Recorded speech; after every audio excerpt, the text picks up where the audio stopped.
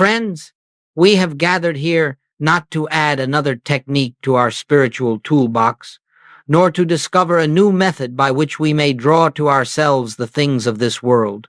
If that were our purpose, we would simply be repeating the age-old struggle of humanity, the attempt to improve the outer scene through force of mind or through the manipulation of thought. But that is not our purpose. Our purpose is far simpler, far quieter, and infinitely more profound. We are here to turn within, to recognize that all the good we have ever sought has been present within our own being from the beginning. Every seeker, at some point along the path, comes to an inner weariness. You may have felt it yourself, a tiredness of striving, of reaching for something, peace, supply, safety, companionship, and discovering that the harder you pursue these things, the farther away they seem to drift. This weariness is not a failure, it is a grace. It is the moment in which the personal self exhausts its capacity to make life conform to its desires, and in that exhaustion, a doorway opens. For only when we cease trying to live by personal power do we become receptive to the presence that has always been living us. In the infinite way, we learn that true spiritual progress begins not with more effort, but with the relinquishment of effort, not with stronger affirmations, but with a deeper stillness, not with the hope of changing the outer world, but with the recognition that God, appearing as our very consciousness, is already the fullness of life. When we come into this awareness, we stop chasing after effects. We stop trying to shape the world out there. We begin instead to rest in the simple truth. God is the source and the activity of our good, and that good unfolds from within. If, then, you have come here burdened with the desire to make something happen in your experience, to manifest more money, more health, more harmony, I ask only that for this hour you set aside the burden, lay it gently at your feet. You do not have to solve your problems. You do not have to find the answers. You do not have to create the good you seek. You need only become still and let the activity of God reveal itself as the very life that is living you. When we are quiet enough, receptive enough, humble enough to listen, a great peace dawns, and in that peace, the need to struggle dissolves. Let us begin by recognizing that everything we have sought through human means already exists in the invisible realm of spirit. It awaits not our effort, but our awareness. And so we turn inward not to gain, not to acquire, but to behold that which is already established in truth. This is the beginning of living by grace. Let us turn our attention now to one of the most important distinctions on the spiritual path, one that, when understood, marks the turning point from a life lived through personal effort to a life lived through divine fulfillment. I speak of the difference between living under law and living under grace. When we speak of law in this context, we are not referring to moral commandments or legal structures. We are speaking of life lived from the standpoint of the human mind, life governed by cause and effect, by planning and striving, by the belief that our good must be earned, acquired, attracted, or achieved. Living under law is simply living under the sense that I, the personal self, must secure my future, solve my problems, and manage the conditions of my life. And so, we think, we plan, we fear, we push, we strive. We live as though we are separated from the source, and therefore responsible for drawing supply to ourselves. This is the life most of humanity knows, and it is not wrong, it is simply limited. For anything that depends upon human strength or human wisdom is subject to human failure.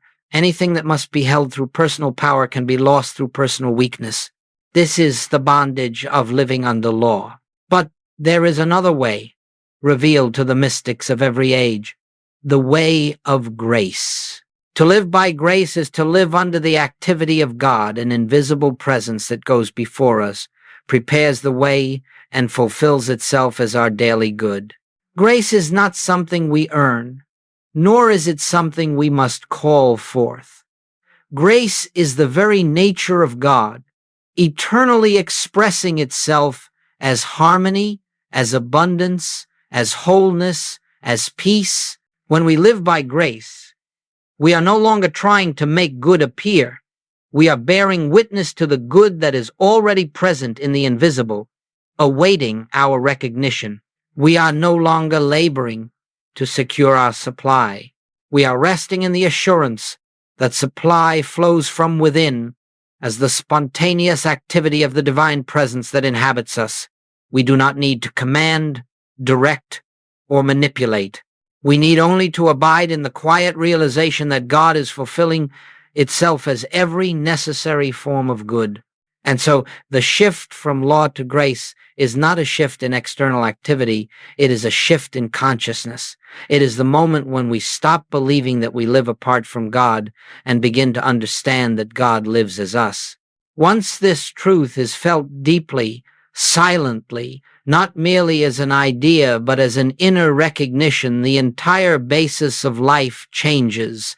We find that doors open without effort. Needs are met before we voice them. Right relationships form naturally. Guidance appears in moments of stillness.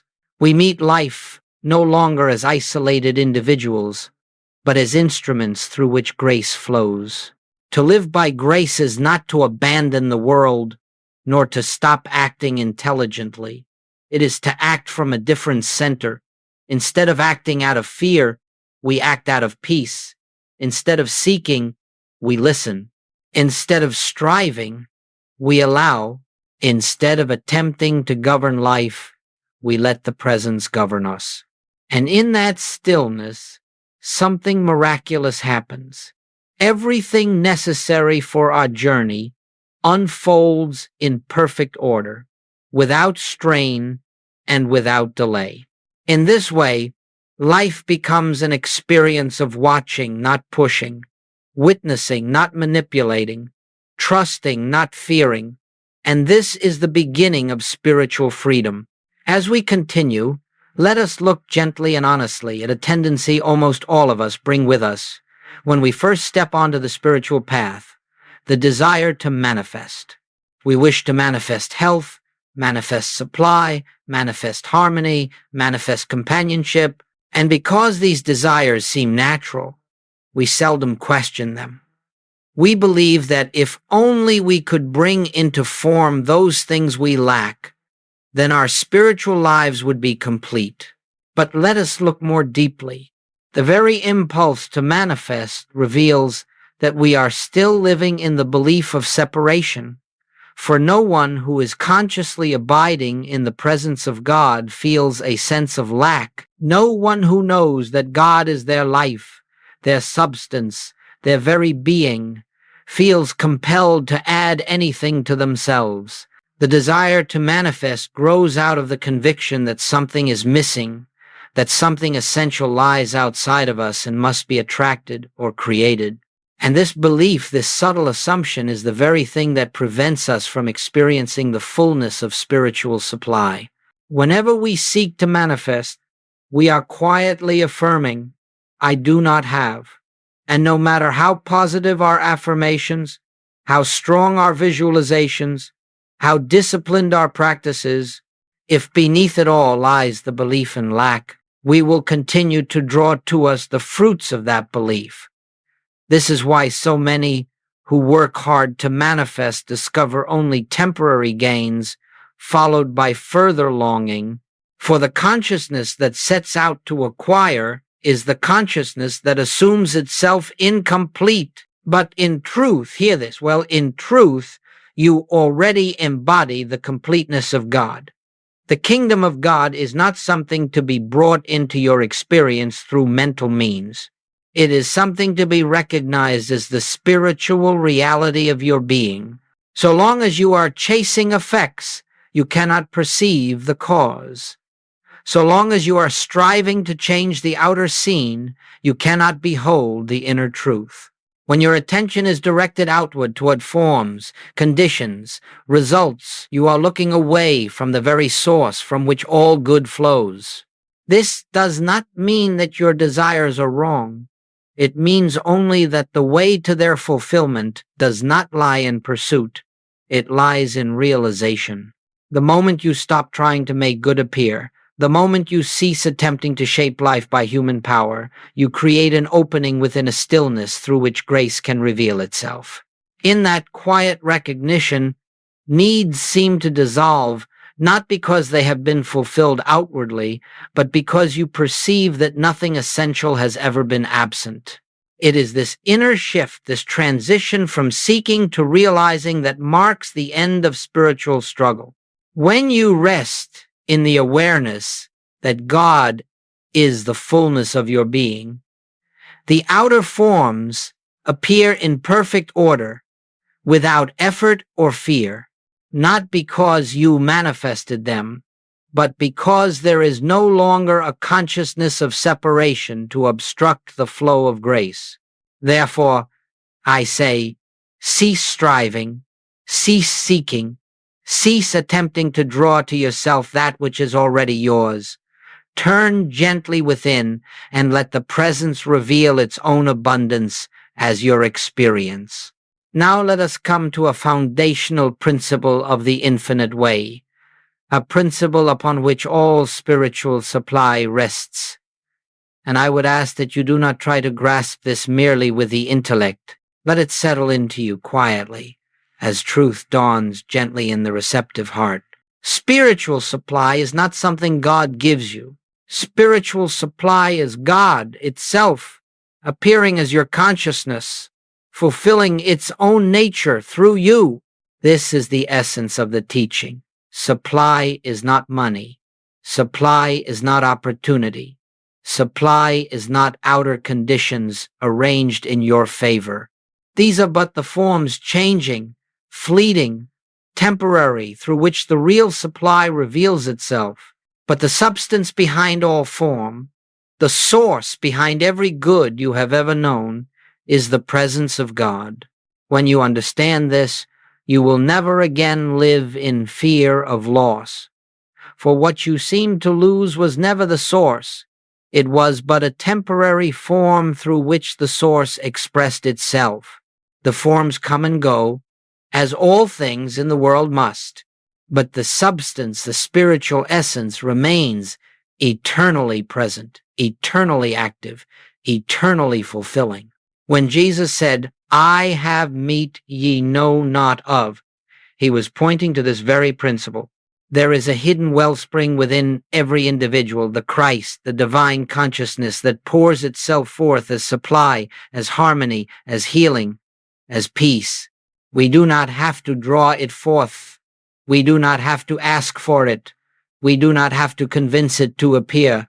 It is forever flowing, forever giving of itself. Our only task is to recognize its presence.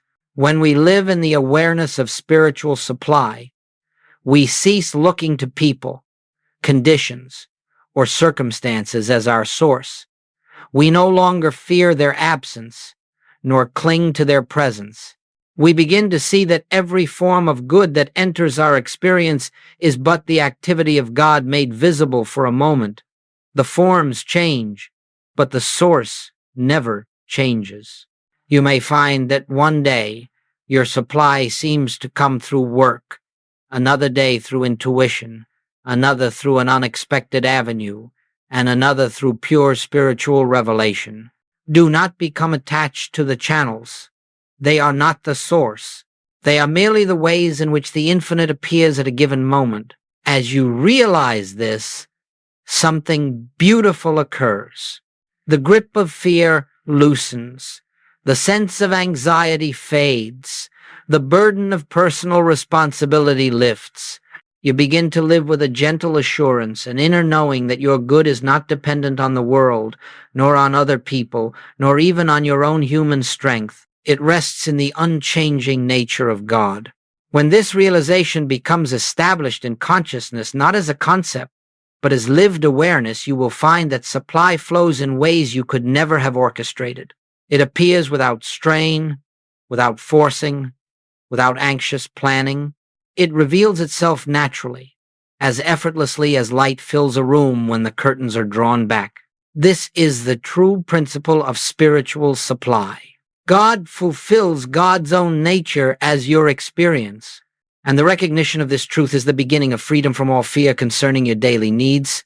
As we move deeper into this study, let us look with honesty upon the nature of effort, especially spiritual effort, and see why it so often becomes an obstacle rather than a help.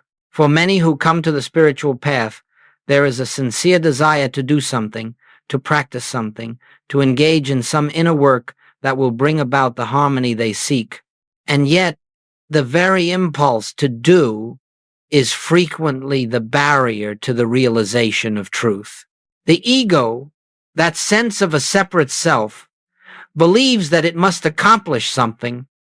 It believes it must improve itself, correct the world, generate supply, attract harmony, or hold peace in place.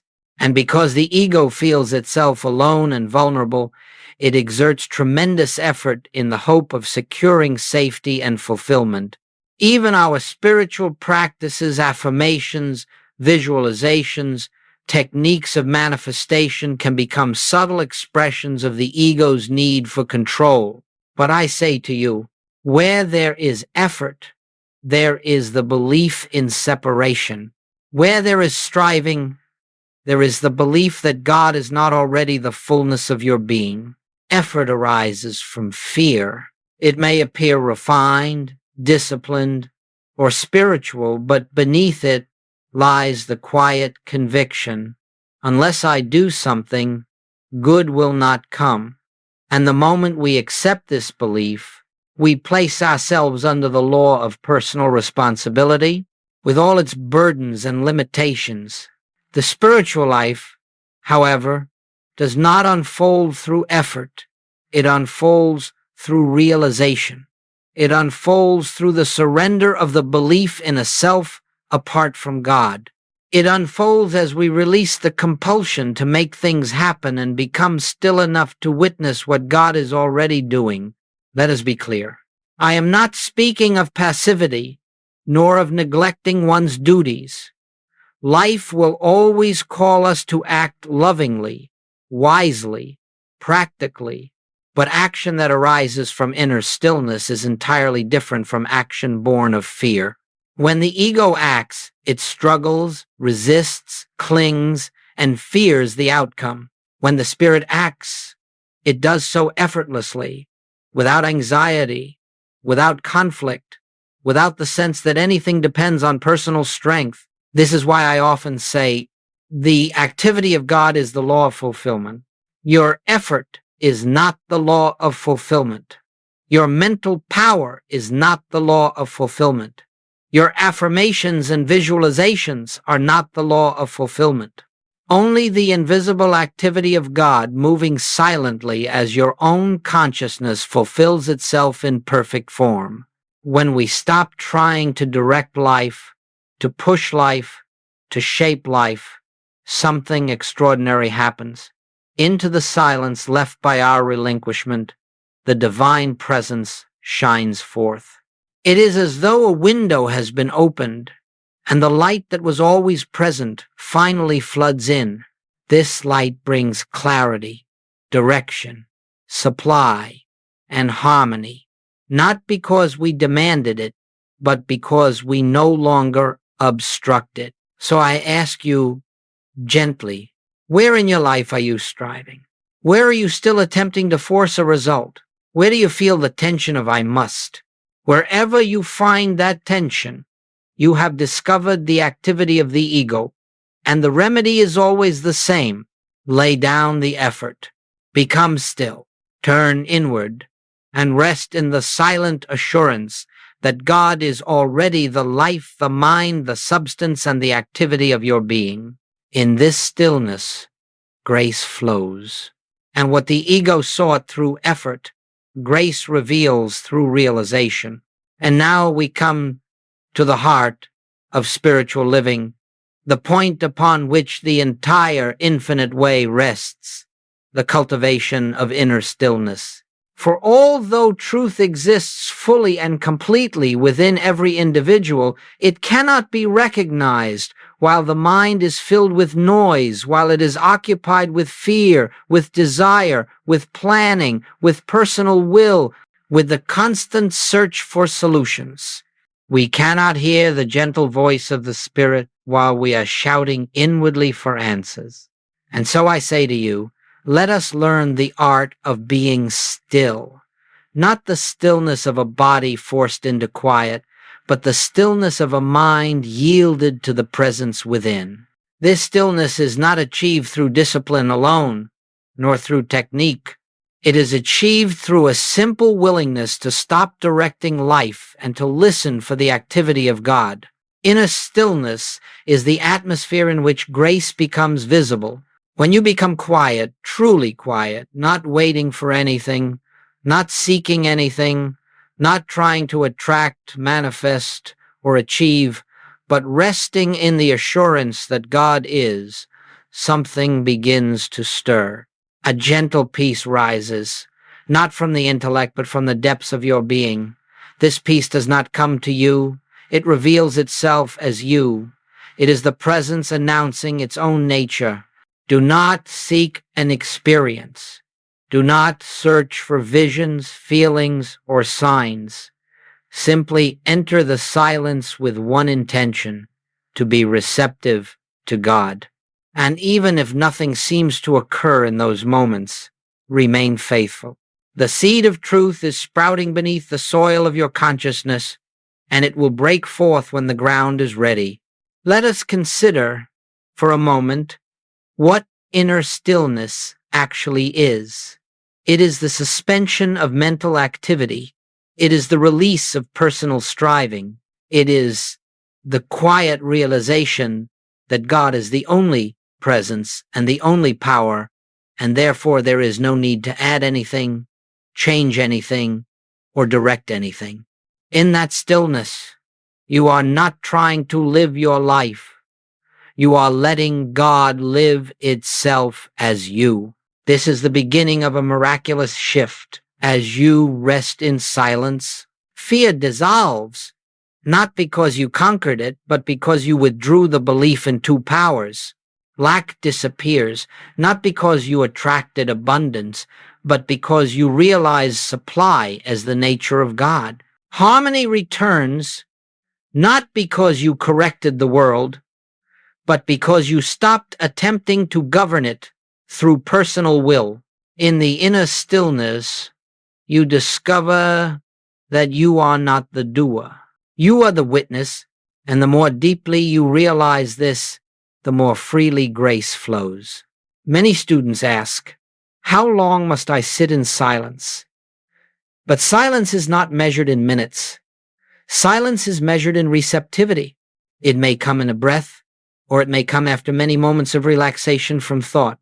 Do not strain for it. Do not attempt to force it. Simply become still and allow the presence to make itself known in its own way, in its own time. And when it does, when that quiet click within announces the truth, you will know that you have touched the realm in which grace speaks, and in that wordless communion, all the good you ever sought is already fulfilled.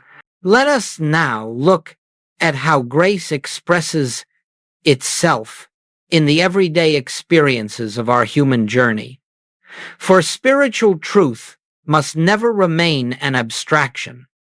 It must become the living atmosphere of our daily walk. And yet, grace does not always reveal itself with drama or spectacle. More often, it comes as a gentle harmony, a quiet adjustment, an unseen hand guiding us in ways we could never have orchestrated. When we speak of health, for instance, we are not speaking of a physical condition that must be improved or corrected by spiritual force. We are speaking of the realization that life, divine life, is the substance of our being, As we rest in the awareness of this truth, the fear that gives power to disease begins to dissolve, and when fear dissolves, the body often responds with renewed harmony. But even more importantly, we find ourselves lifted into a peace that is independent of the body's condition. We discover that our true self has never been touched by illness, never vulnerable to decay. This recognition is itself the healing. So it is with supply. The world teaches us to measure supply in numbers, bank accounts, salaries, possessions. But spiritual supply is not a quantity, it is a presence.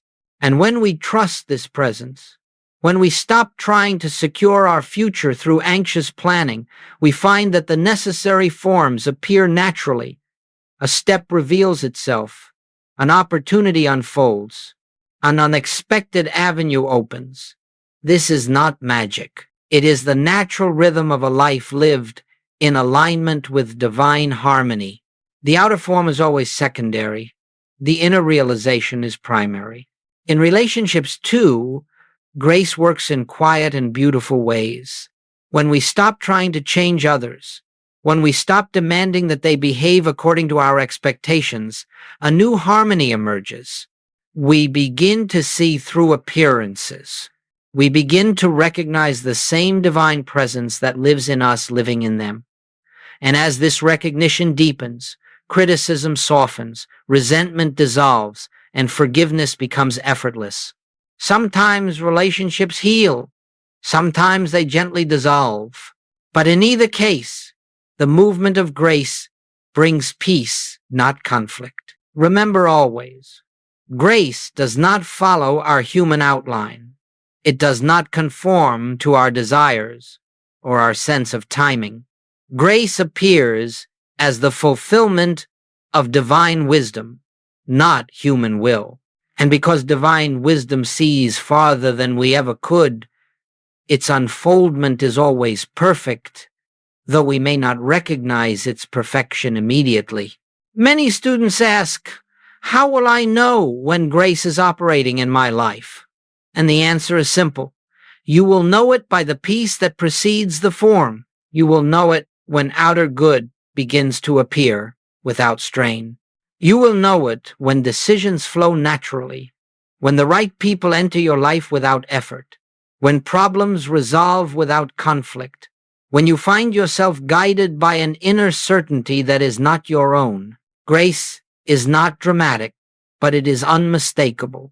It is the evidence of God fulfilling himself as your experience. And as you become more accustomed to turning inward, more willing to rest in the silence, more ready to trust the invisible presence, you will find grace appearing in every area of your life, not as something you make happen, but as something you witness. This is the beauty of spiritual living. Nothing is forced, and everything is fulfilled. Let us now bring this teaching into the rhythm of daily living, for truth must ultimately become the atmosphere in which we breathe, the consciousness from which we act, and the presence we return to throughout the day. Spiritual realization is not achieved in a single moment of illumination, nor is it sustained through occasional periods of meditation alone. It is a continual turning, a continual remembering, a continual resting in the awareness that God is the life of our being. Each morning, before thought begins its activity, take a moment, however brief, to acknowledge the presence. Not as a ritual, not as a discipline, but as a simple inner turning. Feel, if only faintly, that life within you, which is not personal, not separate, not burdened by fear. In that quiet recognition, you begin the day not as a self trying to achieve harmony, but as an instrument through which harmony can flow. As you move into the activities of the day, let this awareness accompany you. You need not withdraw from your work, your responsibilities, your interactions. The spiritual life is not lived apart from human experience. It is lived through it, but carry with you that gentle remembrance. I of mine own self can do nothing. The Father within doeth the works. This remembrance does not weaken your activity. It strengthens it because it frees you from the burden of personal effort. There will be moments when fear arises, when tension builds, when circumstances seem to demand immediate human control. In such moments, pause, even briefly, turn inward, release the impulse to govern the situation with human will, and let the presence, which never leaves you, reveal the next step. You may find that the correct action comes as a clear intuition, or perhaps as the sudden dissolving of tension, or even as the understanding that no action is needed at all. In the evening, before retiring, look back over the day not with judgment, not with analysis, but with quiet gratitude. Recognize the moments when grace was evident, even subtly. Notice when peace preceded action, when solutions arose without struggle, when harmony was restored without force. And if there were moments of forgetfulness, moments of fear or reaction, simply acknowledge them and let them go. The path is not one of perfection, but of continual returning. To live by grace is to live moment by moment in the awareness that God is the only presence and power functioning as your life. It is not achieved through striving, but through yielding, not through self-improvement, but through self-surrender, not through the attempt to attract good, but through the recognition that good flows eternally from within. As this awareness deepens, you will find that even the simplest activities, washing dishes, speaking to a friend, walking down the street, become opportunities for inward communion. Life becomes a prayer without words, a meditation without form, a continuous resting in the secret place of the Most High. This is the daily walk of grace, not extraordinary, not dramatic, but deeply peaceful, profoundly natural, silently transformative. A life in which the presence goes before you, accompanies you, and fulfills itself through you in every moment. And now, as we bring our time together to a close, let us return once more to the simple essence of this teaching. You have not been given a new method, nor a new set of steps to follow, nor a new discipline with which to shape your life. Instead, you have been invited into a deeper simplicity, a way of living rooted in quiet recognition rather than in personal striving. For centuries, humanity has sought peace, abundance, healing, and harmony through effort, mental effort, emotional effort, religious effort. But the spiritual life reveals that all such effort is unnecessary, for the fullness of God is already embodied within you.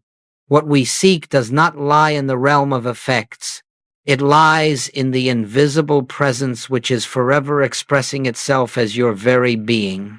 Therefore, do not leave here today thinking there is something more you must do.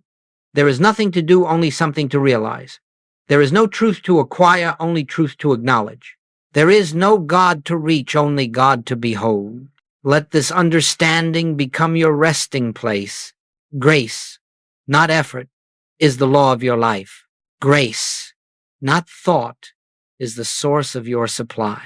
Grace, not human will, governs your harmony. Grace fulfills itself without your planning, your pleading, or your striving. And so, I ask you only this. Be still often. Turn inward gently. Release the sense of a self that must accomplish anything. And in that sacred silence, allow the presence to reveal itself as your peace, your supply, your protection, your direction, your fulfillment. Let God be God in you. When you walk from this moment, walk not as one who must improve life, but as one who rests in the divine activity that is already perfect, already complete, already expressing itself as every facet of your experience. As you do, you will find that the outer world adjusts, harmonizes, and unfolds not because you have changed it, but because you have ceased standing in the way of the infinite that has always been present. This is the path of grace. This is the joy of spiritual living. And this is the freedom that awaits every soul who turns quietly within and listens.